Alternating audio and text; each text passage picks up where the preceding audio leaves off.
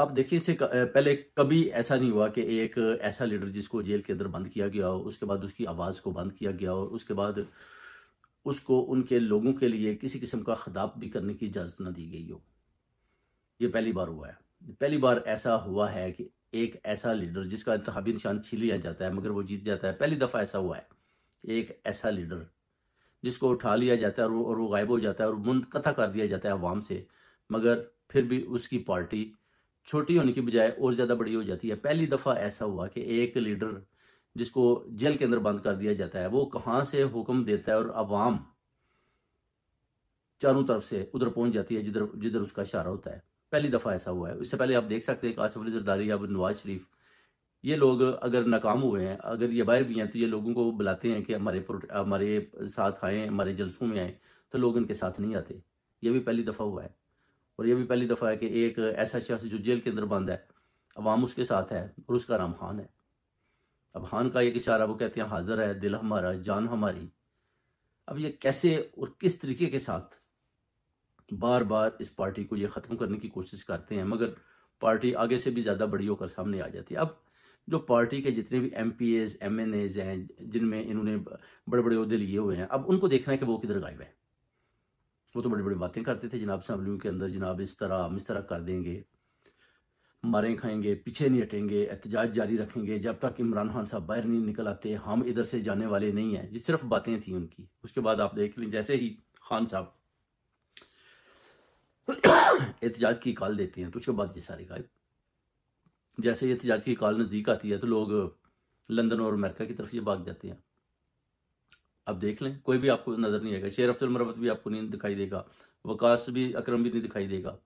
वो दूसरे किधर गए हैं सारे, जो अली मोहम्मद आजम स्वाति, ये सारे जो बड़ी बड़ी बातें करते थे, ये भी गायब हो चुके हैं, छुपे बैठे हैं सारे। अली मीन गंडापुरा वजीर आला खैबर पख्तूनख्वा है, उसकी मजबूरी है, वो तो भाग नहीं सकता, तो उसने तो सामने आना ही आना है। अब खान साहब उसको बोलते हैं कि पहुंचो, वो पहुंचता है। मगर इस दफ़ा जो पूरी कौम, पूरी ओवरसीज कम्युनिटी जो अली मीन गंडापुर से एक्सपेक्ट कर रही थी कि वो डी चौक में आएगा, उधर फिर वो धरने में तब्दीली देगा, अवाम को उधर बैठेंगे। उसके बाद जो PTI के जितने भी वर्कर हैं, लोग हैं, वो और अजला से भी आना शुरू हो जाएंगे और उधर इंशाल्लाह को 50-60 लाख आदमी इकट्ठा हो जाएगा। खान साहब की रहाई को मुमकिन बनाएंगे। मगर अली मीन गंडापुर अगर वाकई ही वो भागा है, उसने बुजदिली दिखाई है, तो फिर उसकी बुजदिल की वजह से एक बहुत बड़ा तरफलाट जो है ना पैदा हुआ है, एक खला पैदा हो गया। खान साहब की जो आप कह सकते हैं कि जो उनको रिलीज करवाना था, वो उसको और ज़्यादा पीछे लेकर चला गया। उधर अपना आईनी तरमीम भी है, सर के ऊपर खड़ी है, अगर वो भी वो मंजूर हो जाती है तो फिर अली मीन गंडा साहब भी रह जाते हैं। खान साहब को तो वो बाहर निकले नहीं देंगे, तो फिर इनके एहतजाज, इनके प्रोटेस्ट, इनकी हुकूमतें, उसका कुछ फ़ायदा नहीं है।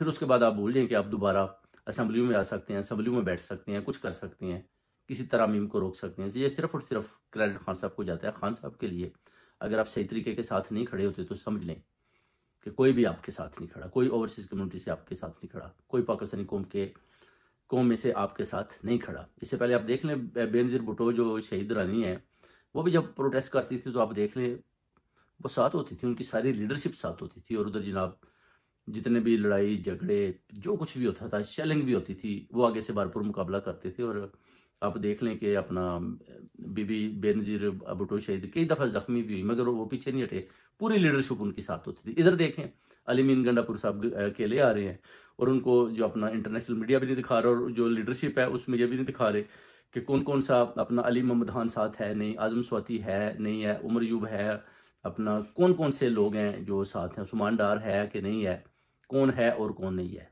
कुछ पता नहीं। बस काफिला दिखा रहे हैं जनाब, काफिला आ रहा है, उसके ऊपर हेलीकॉप्टर से शेलिंग कर रहे हैं, इस तरह की खबरें। उसके बाद अली मीन गंडापुर नज़दीक पहुंच चुके हैं, उधर मनारे पाकिस्तान में लोगों ने इकट्ठे हो रहे हैं, उसके बाद मुल्तान में हो रहे हैं, उसके बाद जनाब अली बता रहे हैं कि मियाँ वाली में हो रहे हैं। और आज देखें कि वो सारी सूरत हाल चेंज होगी। अली मीन गंडापुर को उन्होंने जनाब एहतजाज थे वो ख़त्म करने का जोर दे दिया कि आप जनाब एहतजाज नहीं करेंगे और हम आपको छोड़ते हैं। आप जाकर KP के असम्बली में बता दें कि जनाब आप कैसे उधर से भाग गए थे और कैसे 12 ज़िला पार करके आप इधर पहुंचे हैं, और कस्में और कुरानें खाएं। मगर जब आप खान साहब के सामने जाएंगे तो उधर आप क्या जवाब देंगे? आपके पास कोई जवाब नहीं होगा।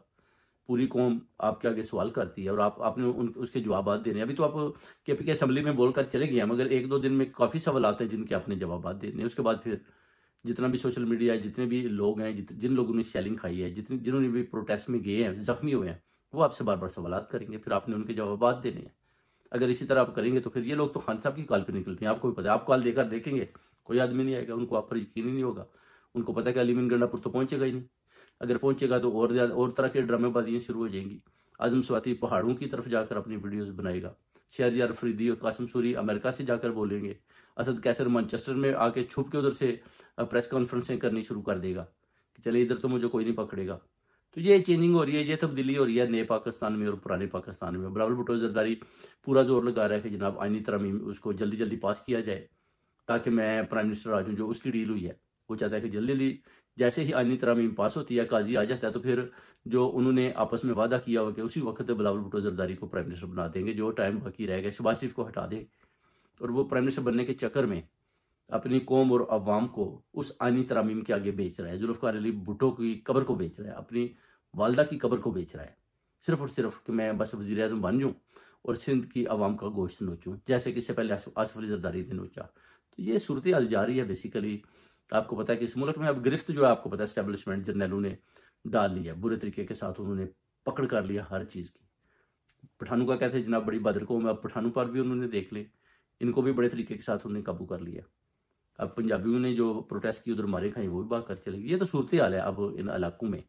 तो अब देखिए कि असल फैसला खान साहब ने करना है। जब अलीमीन गंडापुर उनकी मुलाकात पे जाएगा, फिर वो बताएंगे बाजी हलीमा के थ्रू कि जनाब असल हकीकत में हुआ क्या और क्या करना है, और किस किस को खान साहब भी फैसला देंगे कि कौन मेरी पार्टी के साथ और किसको मैंने रखना है, किसको नहीं रखना।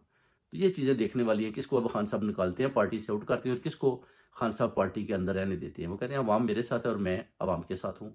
और बेटर ये है कि बाजी हलीमा को जो है ना, वो खान साहब के आगे रिक्वेस्ट करते हैं कि उनको जो है ना आगे लाएं, उनको लीड करने दें। इंशाल्लाह ताला उनकी लीडरशिप में हम उम्मीद करते हैं कि बेहतरी भी होगी और अवाम जो है ना खुलकर सामने आएंगे और खेलेंगे, और इंशाल्लाह खान साहब की जो हिफाजत भी होगी और उनको रिलीज़ करवाने में भी भरपूर किस्म का किरदार अदा किया जाएगा।